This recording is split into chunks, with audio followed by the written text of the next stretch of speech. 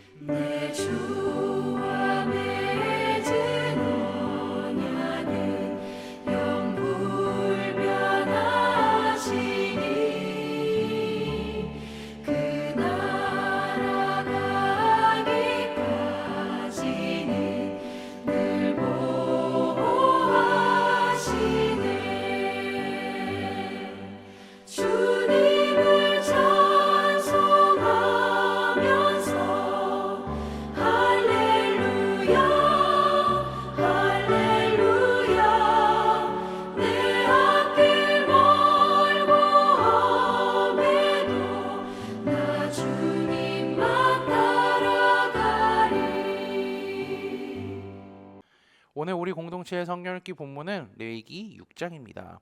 그중 8절에서 23절까지를 읽고 말씀을 나누도록 하겠습니다. 여호와께서 모세에게 말씀하여 이르시되 아론과 그의 자손에게 명령하여 이르라. 번제의 규례는 이러하니라. 번제물은 아침까지 제단 위에 있는 석쇠 위에 두고 제단의 불이 그 위에서 꺼지지 않게 할 것이요, 제사장은 세마포 긴 옷을 입고 세마포 속바지로 하체를 가리고 제단 위에서 불태운 번제의 재를 가져다가 제단 곁에 두고 그 옷을 벗고 다른 옷을 입고 그 재를 진영 바깥 정결한 곳으로 가져갈 것이요, 제단 위에 불은 항상 피워 꺼지지 않게 할지니 제사장은 아침마다 나무를 그 위에서 태우고 번제물을 그 위에 버려놓고 화목제의 기름을 그 위에서 불사를 찌며 불은 끊임없이 제단 위에 피워 꺼지지 않게 할지니라. 소제의 규례는 이러하니라. 아론의 자손은 그것을 제단 앞 여호와 앞에 드리되 그 소재의 고운 거로 한 움큼과 기름과 소재물 위에 유향을 다 가져다가 기념물로 제단 위에서 불살라 여호와 앞에 향기로운 냄새가 되게 하고 그 나머지는 아론과 그의 자손이 먹되 누룩을 넣지 말고 거룩한 곳 회막들에서 먹을지니라. 그것에 누룩을 넣어 굽지 말라. 이는 나의 화제물 중에서 내가 그들에게 주어 그들의 소득이 되게 하는 것이라. 속죄제와 속건제 같이 지극히 거룩한즉 아론 자손의 남자는 모두 이를 먹을지니 이는 여호와의 화제물 중에서 대대로 그들의 영원한 소득이 됨이라. 이를 만지는 자마다 거룩하리라. 여호와께서 모세에게 말씀하여 이르시되 아론과 그의 자손이 기름 부음을 받는 날에 여호와께 드릴 희물은 이러하니라. 고운 가루 10분의 1 에바를 항상 드리는 소제물로 삼아 그 절반은 아침에 그 절반은 저녁에 드리되 그것을 기름으로 반죽하여 철판에 굽고 기름에 적셔 썰어서 소제로 여호와께 드려 향기로운 냄새가 되게 하라. 이 소제는 아론의 자손 중 기름 부음을 받고 그를 이어 제사장이 된 자가 드릴 것이요 영원한 규례로 여호와께 온전히 불사를 것이니 제사장의 모든 소제물은 온전히 불사르고 먹지 말지니라. 아멘. 레위기 6장 8절에서요 7장 38절까지는요 제사장의 직무와 부정 방지 그리고 제사장의 보수에 초점을 맞추고 있습니다. 조금 더 설명하자면요 6장 8절에서 13절은 번제 그리고 14절에서 23절은 곡식제와 위임식 그리고 24절에서 30절은 정화제에 나오고 있습니다. 오늘은 6장까지만 읽을 순서니까요 6장만 설명한 것입니다. 이어서 이제 8절 말씀을 6장 8절 말씀을 보면요. 레위기서에서 많이 보는 표현이 나옵니다. 여호와께서 모세에게 말씀하여 이르시되 이것은 레위기를 보면요. 자연스럽게 보이는 말이지만 9절에서 시작되는 표현은 조금 생소합니다. 아론과 그의 자손에게 명령하여 이르라. 그들에게 명령하라는 것은요. 여기 이 부분만 나옵니다. 하나님께서 이번에 이야기하실 것은요. 아론과 그의 자손들에게만 국한되어 있다는 것이죠. 즉 제사장과 관련된 내용이라는 것입니다. 제사장이 먼저 가져야 할 책임은요. 번제물이 아침까지 제단 위에서 탈 수 있도록 계속 불을 피워 두어야 한다는 것입니다. 그리고 이 불이 꺼지지 않아야 함을요. 9절, 12절, 13절에서도 계속적으로 반복하고 있는 것을 확인할 수가 있죠. 그 다음에 할 것은요. 제사장은 세마포 긴 옷을 입어야 합니다. 우리가 성막 세미나나 절기 세미나 등을 할 때 세마포 옷을 입었던 담임 목사님의 모습을 기억하고 계신가요? 그 흰 옷을 입어야 한다는 것입니다. 그리고 세마포 속바지로 하체를 가려야 하죠. 하나님께서 제사장들에게 이러한 옷들을 입으라고 하신 이유는 무엇일까요? 당시 고대근동 사회의 종교에서는요. 자신들의 신들에게 제사를 지낼 때 제사장들이 옷을 입지 않고 제사를 드리는 일이 비일비재였다고 합니다. 옷을 아무것도 입지 않은 채 제사를 지냈다는 것은요. 또 다른 의미로 성적으로 아주 타락했음을 우리는 확인할 수가 있죠.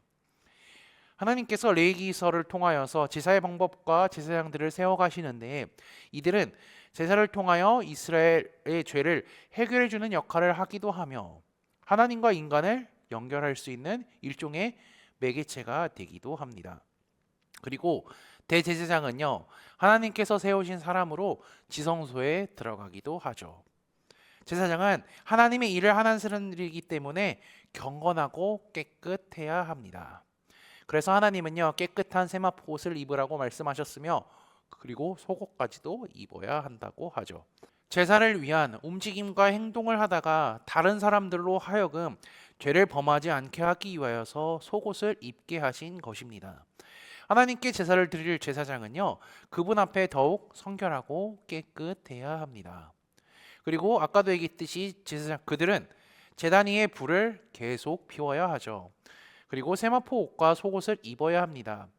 당시 제사는요 한 번만 진행되는 것이 아니라 계속해서 진행되었기 때문에 불이 없으면요 하나님께 제사를 드릴 수가 없습니다. 그리고 제사를 드릴 수 없다는 것은요, 백성들의 죄를 처리할 수 없다는 것을 의미하기도 하죠. 그리고 이어서 14절에서 18절에는 소제를 드리는 방법에 나오는데요, 하지 말아야 할 것을 하나님이 말씀하십니다. 누룩을 넣지 말아야 하고요, 그것을 넣고 굽지 말아야 합니다. 누룩은 악과 더러움을 의미한다고 지난주 새벽 예배 때 말씀을 나눴던 것을 기억하고 계실 겁니다. 이처럼 제사장들은요, 먹는 것도 신경을 써야 한다는 것이죠. 하나님은 아론과 제사장 그룹이 지켜야 할 규칙을 설명해 주시고 그들이 기름 부음을 받을 때에 드려야 할 것을 알려 주시죠. 이 소제는 아론의 제사 중 기름 부음을 받고 그를 이어 제사장이 된 자가 드릴 것이고, 이들은 하나님께서 정하신 규칙을 반드시 지키며 살아야 합니다. 이들이 지켜야 할 것을, 불을 꺼뜨려서는 안 되고 깨끗한 옷과 속옷을 입어야 하며 누룩이 없는 음식을 먹어야 한다는 거죠. 이 말씀은요, 레위기 서만 봤을 때는 제사장들에게만 국한된다고 할 수 있지만 이걸 동일하게 우리에게도 적용을 할 수가 있을 것입니다. 광야 생활을 하던 이스라엘 백성들이 밤마다 볼 수 있었던 것이 있었죠. 무엇인지 아시나요? 바로 불기둥입니다. 낮에는 구름 기둥, 밤에는 불 기둥을 통하여 하나님이 이스라엘과 함께 하신다는 사실을 알려주셨죠. 제사장이 불을 꺼트려서는 안 된다는 것은요, 하나님을 계속해서 붙잡아야 하는 것과 같습니다. 왜냐하면 늘 제사를 드려야 하고요, 제사를 통하여서 죄를 계속 용서해 줘야 하기 때문이죠. 그리고 하나님께서 늘 지켜보고 계시니까 그 말씀에 순종하며 살아야 함을 의미하기도 합니다. 아론과 제사장들은요, 불을 통하여서 비춰지는 자신들을 보았을 것입니다. 그리고 불을 통하여서 하나님의 명령을 생각했을 것이고요, 그들의 임무와 정결해야 함, 말씀을 기억하며 그들의 일을 했을 것입니다. 그래서 불은요, 하나님의 함께 하심과 영원하심, 그리고 자기 자신을 되돌아볼 수 있는 역할을 하기도 합니다.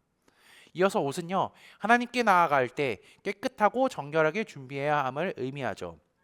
이것은 늘 삶 속에서 나를 점검해야 함을 의미합니다. 내가 하나님의 말씀에 잘 순종하고 있는지, 하나님을 생각하며 살고 있는지, 기도하며 살아가는지 내 마음과 행동을 점검해야 한다는 것이죠.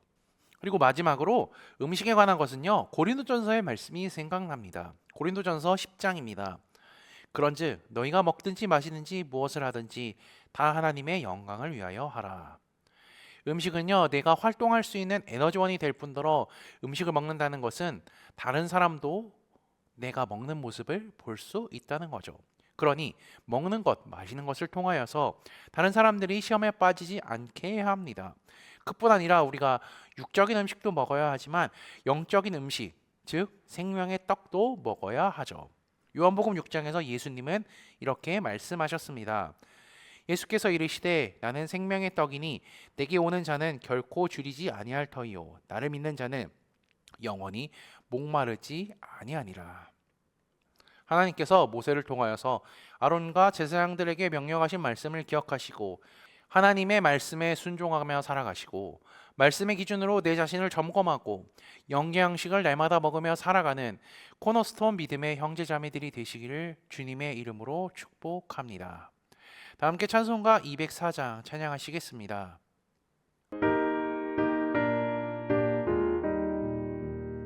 주의 말씀 듣고서 준행하는 자는 반석 위에 터닫고 집을 지은 같아. 비가 오고 물나며 바람 부딪히고